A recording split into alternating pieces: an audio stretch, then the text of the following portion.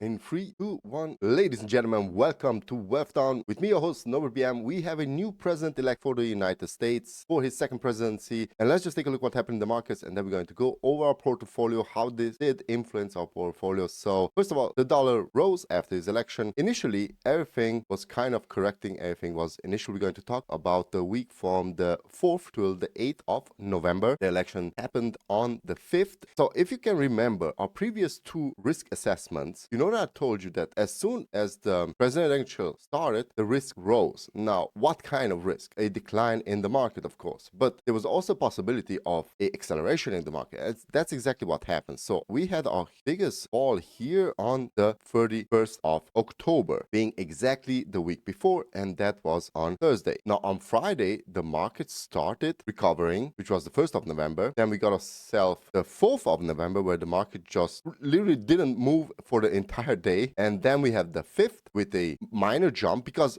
pretty much until, so I'm in Europe, until we hit 12 o'clock, the market pretty much knew who's going to be the president. Actually, the market was telling you who's going to be the president of the United States. And then after the election, we have the 6th, where the market has a big jump, and then the 7th and the 8th, Friday, closing everything up. Now, this could be the market peaking. I would be really careful from here on if you positioned yourself before the election and you had some gains, maybe take some profits, because it could be that everybody's going to take some profits. And at the end, so the first 2 weeks of December will be that period where hedge funds will de-risk and then going to return some earnings to their owners. So they have to sell some shares, and that's going to be a decline in the first part of December and then a Santa Claus rally in the end. Now, this is not, of course, not sure to happen, but I would say the probability is pretty high. We're also going to do a risk assessment at the end of the video, so definitely stick around to the end. Now, let's get into our portfolio. First things first, let's talk about Bitcoin. Bitcoin rose due to Trump's election, and it went to new all-time highs. This could be, again, a buy the rumor, sell the news. Bitcoin and Trump. Bitcoin and Trump went hand-in-hand together, and now it's maybe a time to sell just a bit of Bitcoin if you had huge gains. If you're holding it forever and ever, then huddle on. Okay, now that's all I want to say about Bitcoin. Let's turn our eyes to, interestingly, gold and silver and all of the commodities excepting oil fell. This is basically baked in because of the Trump trade. Now, we could see oil pull back and gold start rising again. And also the Federal Reserve cut their rates by you see up here are my iShares bonds, which I did, we're going to come to this later on, which we love, did rise again at pretty much at the end of the week after the Fed meeting. So initially it was down, and then it rose after the Fed meeting because they did cut, the Federal Reserve did cut 25 basis points once again, leaving it with, for the years, 0.75 basis points. And they are heading for a December, I believe it's 70% that they're going to cut in December. That will be a 1 basis point cut, a full basis point cut, which will be pretty much okay. That's going to push our iShares treasury bonds, long yielded treasury bonds, even higher. And I honestly do not see, let's also go to them, I do not see a decline in these anytime soon. So this is definitely, as you can see on the MACD, it ripped, it just triggered the buy signal again, and it's now on a buy and it's going up. So let's see where it stops. It's basically going to be overbought once more, and then it's going to be sold once more. Let's just draw here a trend line. So this is unusual due to the presidential election, most likely. But I would say that this is going to go up from here on. There's literally no reason why inflation should spike again. So in order for the Federal Reserve to rise rates again. So this is pretty much in a bell right at the end of the possibilities and probabilities. Okay, so that's it for the major economic news. Let's go over what we bought, what we sold, and why we did it. Now, this could be a mistake, but we did sell United Health and Cruise Financials. So let's go to United Health first of all. We did sell it on an initial pop, then it popped again. Maybe we should hold on to it a little bit more longer. I still stick to my initial thesis that if you have United Health, just hold on to it to the end of life, and you're good to go. This is a exceptional, good dividend company. It is a good company. All in all, it's a great company. It has its hiccups, but it's all in all a exceptional company. Now, why did we sell it? Because this is basically a trade for us. Although United Health is a good company, I do not want to invest in them. They are pretty much overbought, and this period, let's take a look at them. They have currently a P of 39.33, which is just massively over the S&P's regular P, which is between 10 and 25 or 15 and 25. But everything anything that is above 25 at the current moment, and it is not a growth company, I would say, well, correction is due. When? I don't know, but somewhere in the near future, a correction is due. So this is why we sold United Health. Then continuing on, we also sold Truist Financials. Ticker symbol TFC. We pretty much sold it at the peak after its initial pop. Then it went down. So here we sold it on the 6th, I believe. Yes, we did. We sold out of it on the 6th, and which was pretty much luck, but it went down once more. Now this pop, and I'm going to come back to this, this initial pop rose all waters. So remember what Warren Buffett said, that when the tide retreats is where you see who's swimming naked. So let's move on to what else we sold. Because not only when the tide retreats, you see who's swimming naked, but also when the tide rises. When the tide rises, he said it lifts all boats. Now, all boats that are not lifted in a rising tide are pretty much losers. And I'm going to release a video on how you should invest, how you should treat your investments. There are actually 10 to 15 rules that I pretty much follow. I do make mistakes. So this is why we sold a couple of companies. First of all, GameStop. GameStop was a trade for me. We made a bunch of money on GameStop. They bought back into it, and yeah, that was a bad idea. And we got stuck with it. And on its initial pop, and right here on its initial pop on the 5th, we sold GameStop. We could have waited just a tinge more, and we could have made a lot of money, but we sold it even on a loss. Now, why did I sell it on a loss? Because exactly what I told you. GameStop rose initially, then it went back down again, and it's going to go down, down, down, and not going to stay there to see it fall. And you're just going to watch it from the sidelines. So if the tide does not lift boats, then there may be losers. Definitely sell your losers. Another company that we sold was iRobot, and this is actually after they reported earnings. Now, before they reported earnings, we waited, and just take a look at this. So this is the 5th, is the presidential election. We sold it, and then it reported earnings, I believe, on the 5th, and that was it for us. We got completely out of iRobot.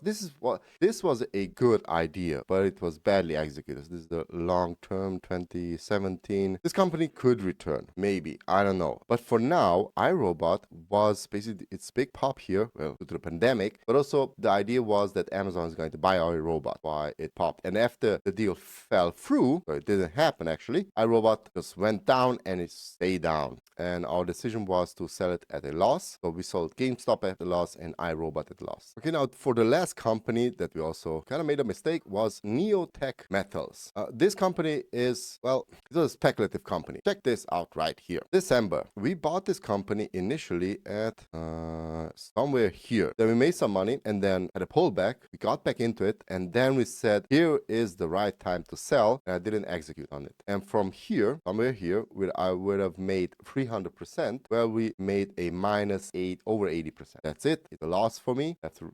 I have to stick to my guns and sell the losers, and that's why we got out of Neotech Metals. That's it for selling. We also reduced our position just a tinge, sold a couple of shares in FedEx. Now we do expect FedEx to the end of the year. Maybe it's going to have a pullback at the beginning of December, but till the end of December, we expect it to be someone up here in the over 300 range, and then we're going to make another decision. But currently, FedEx is just all sitting around here. It's a good company. Should you hold it for a long time? I would say, I don't know. There's a lot of competition, but it does yield a bit of a dividend, and it was a good investment. We bought it really down here, so we are looking to sell it up here. But it is sold back just a tinge because we need some money. We raised some money to buy one exceptionally good company that I was keeping my eyes on for a long, long time. There's even a second one, but I'm not going to tell you for now. I'm going to tell you when it's the right time. And that is Mercado Libre, the company that we bought. We bought a couple of stocks in Mercado Libre on its big pullback here. They reported earnings, their earnings and their revenue. They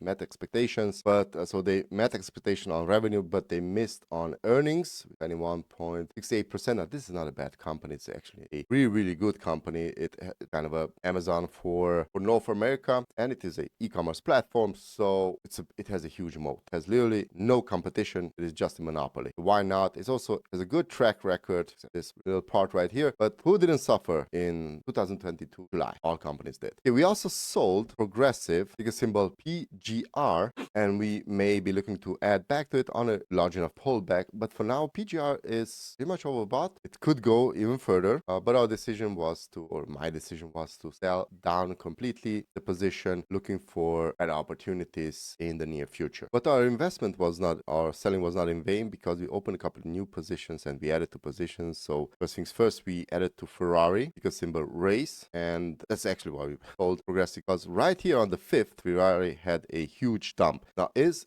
is not a Trump trade. This is basically opposite for a Trump trade, because Ferrari will be influenced by the tariffs, but let's just think about it. So whoever has the money to buy a Ferrari, which will influence sales, also has the money to pay those higher taxes. So how hard will this influence Ferrari? I would say maybe 1% of their sales, not even that.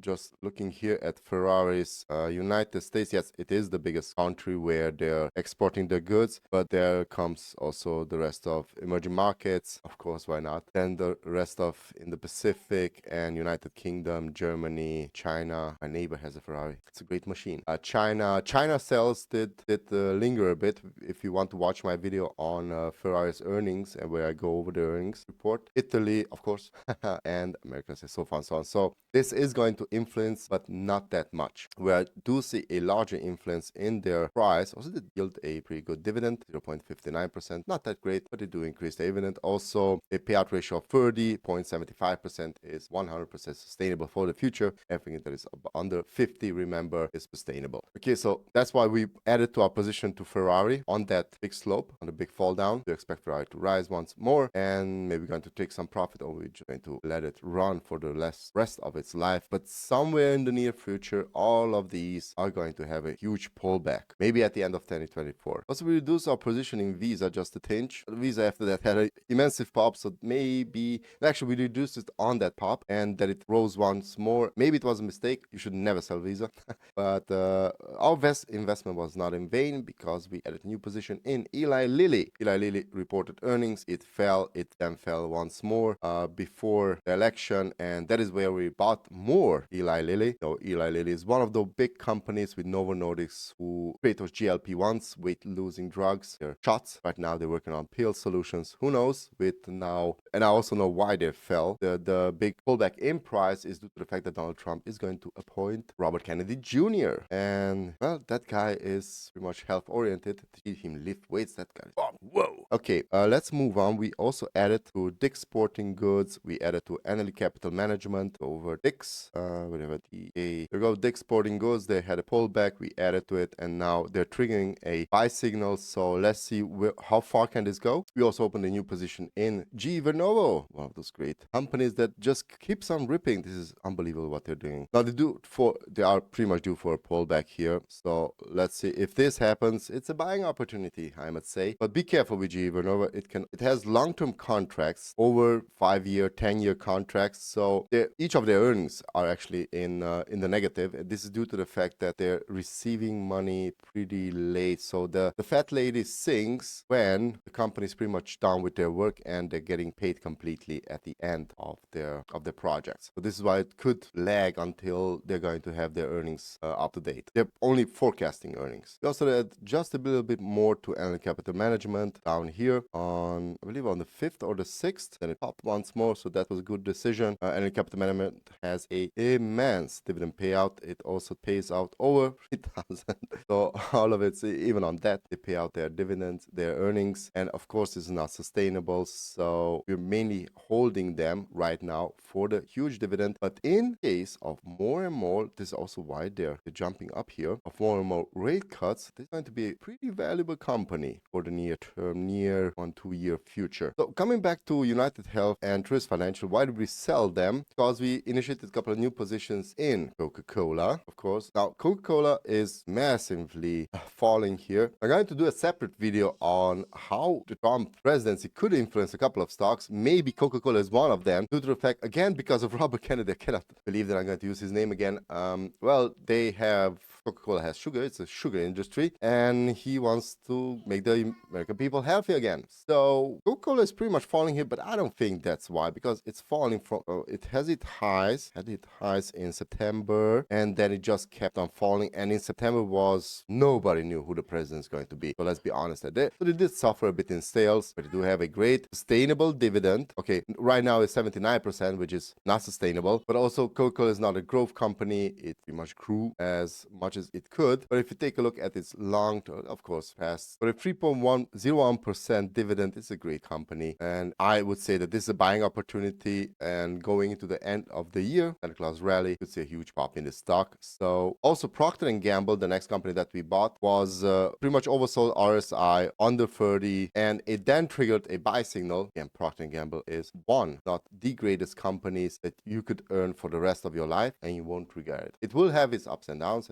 here, but with a dividend yield of 2.42%, and you can see that their earnings are constantly being paid out as dividend, even 67.70%, which is once again too high of a payout rate for this dividend yielding company. But Procter & Gamble does have a good history of paying out and also raising their dividends and maintaining those dividends. So this was one of those buying opportunities that I didn't want to miss. And the last stock that we added is Duke Energy. Once again, huge pullback. Go here on the 1 year. Huge pullback on Duke Energy. Great dividend paying stock. It is actually in the utilities sector we already talked about when utility sector was massively oversold. A buying opportunity, and we profited from it. Also, if you are a subscriber to our Substack, of course, a paying subscriber, you're going to get our trades as they happen. Now, Duke Energy does yield a 3.69% dividend year to year, and with a 74% in the payout ratio, is extremely high. But we are not looking to hold Duke Energy for the long time because it could have a little bit of hiccup in the next couple of years. So we are looking to profit from this pullback and maybe sell it in the near future. Once again, our position is composed of 24 stock positions. Our cash is down to 2.7% of our portfolio. This is not included here. Here's 25 positions, but stocks, we hold 24 positions. They cumulatively with our cash return a 3.2% yearly return. Our biggest holdings are treasuries, US treasuries, long-term and short-term treasuries, and we do hold them, especially Vanguard, our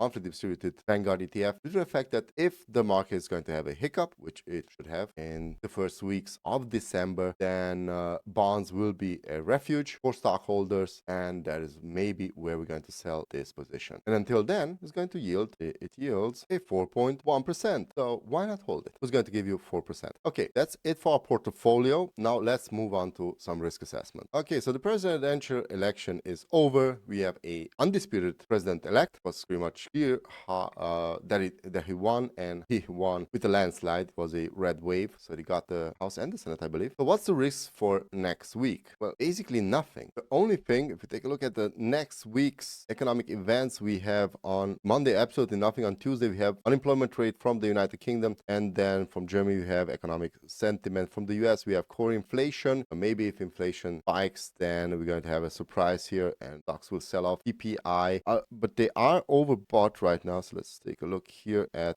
the chart. They still have just a bit to go to be oversold, and I think they're going to stay oversold through the entire month of November. November is one of the strong months of the year, and maybe then in December they're going to fall. So on my risk assessment, I have literally nothing to say that there is a risk of a sell-off in the market. So I would say that if you have the possibility to reduce risk, maybe do this in the next couple of weeks, and then look for a buying opportunity in the first weeks of December. So if everything goes to plan, you're up to make a lot of money. So with this being said, my name is Norbert BM. Thank you so much for watching. Please leave a like on this video. Also subscribe to the channel and click the notification bell in order to get notified when we post new videos like this. We post on Mondays to Fridays with economic updates and earnings reports. And then on the weekend, we do our portfolio review, just as we did today. What we bought, what we sold, and why we did it. Also, we do that risk assessment that is very important in order for us to manage our money accordingly. My name is Norbert BM. Thank you for tuning in to Wealth Dom. Catch you next time. Stay safe out there. Bye-bye.